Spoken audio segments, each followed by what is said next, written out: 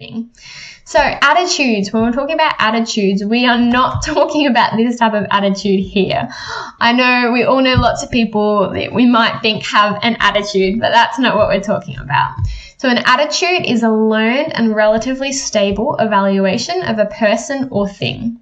So again, keywords, you learn attitudes, and they're relatively stable evaluation of a person or thing. So these aren't our quick changing thoughts and dispositions, like I feel like tacos tonight, or maybe we should go out for Thai. That's not an attitude. An attitude is like a learned, relatively stable evaluation of a person or thing.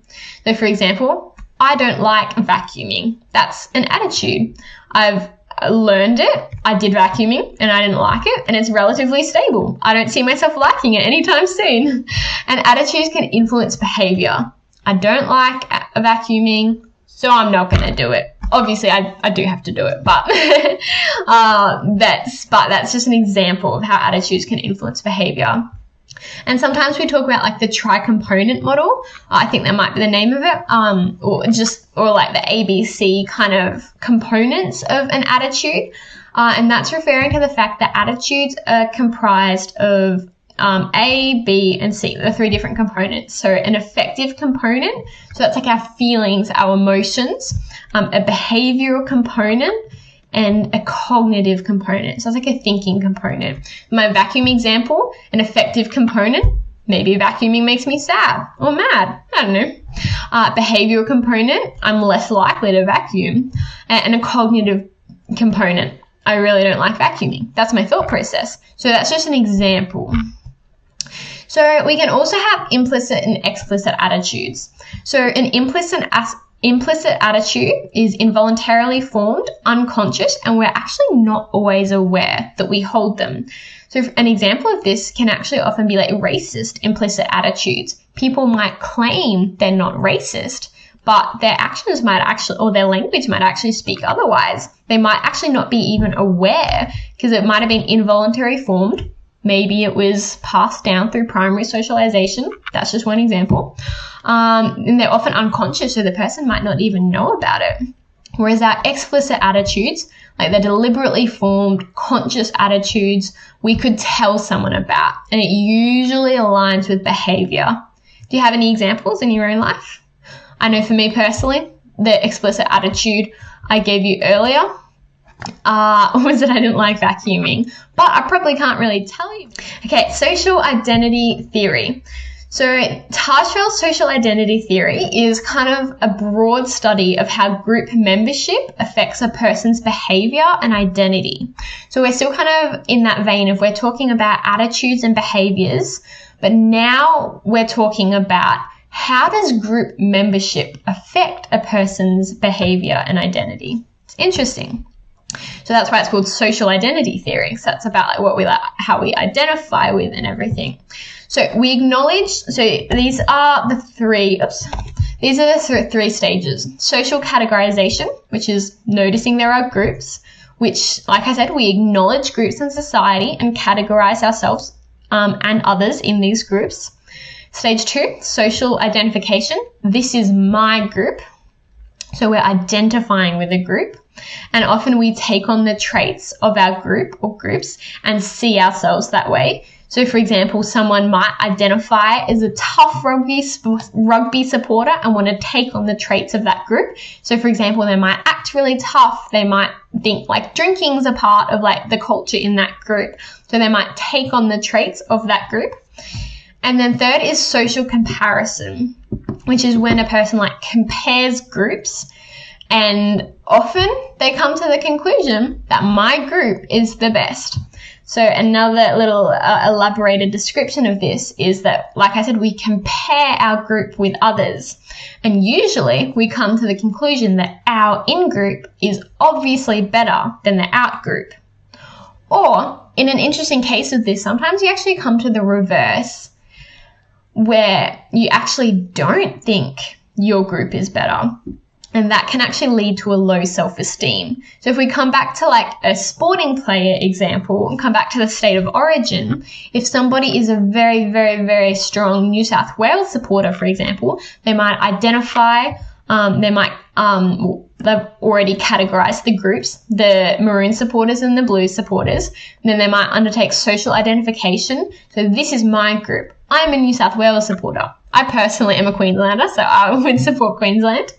But then this New South Wales supporter would then undertake social comparison. My group's the best. They're going to think their group is the best.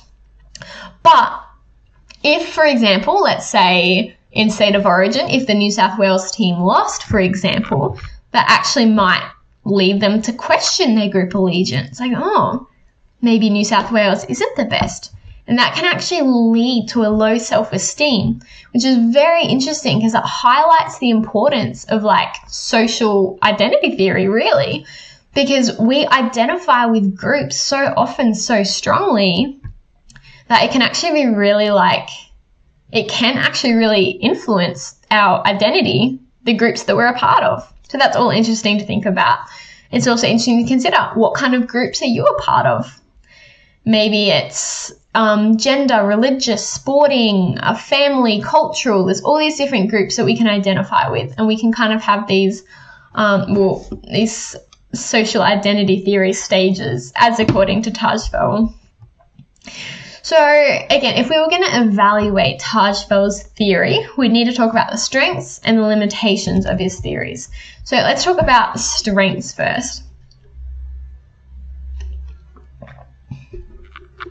If you're ever evaluating, a good go-to for a strength is it explains this psychological phenomena.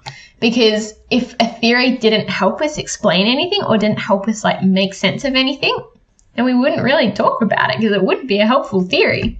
So that's why a strength of social identity theory is that because it acknowledges the importance of groups and it explains some human behavior.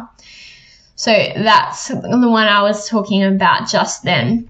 And it's like how, like this theory, a strength of it is that it does help us explain behavior.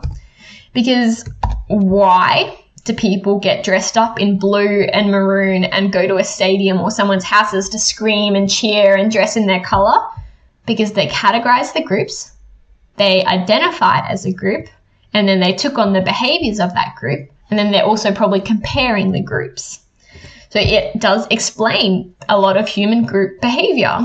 And like I said, it also acknowledges the importance of groups because it's very clear in society that like groups are like so important in like determining behavior and like influencing identity and all of those different things.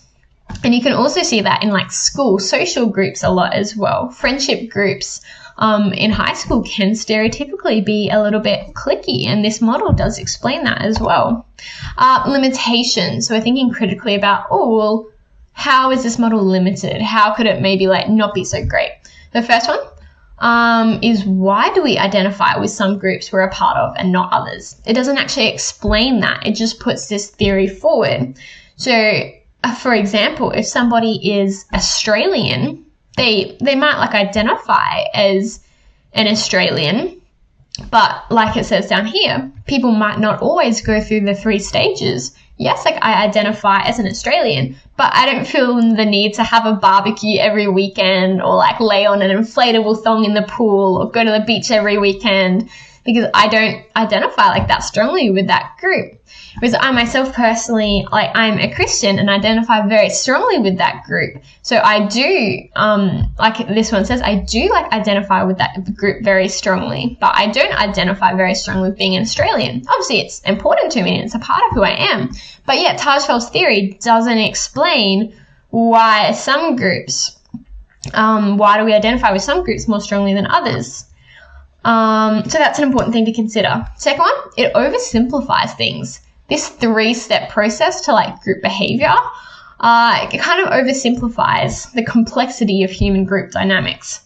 Again, low ecological validity of the study. It doesn't generalize well to real life. So again, make sure you do some research on Tajfel's study to find out how he kind of came to the conclusion about those findings. It also doesn't account for diversity and changing groups throughout life. And like I said earlier, people don't always go through the 3 stages.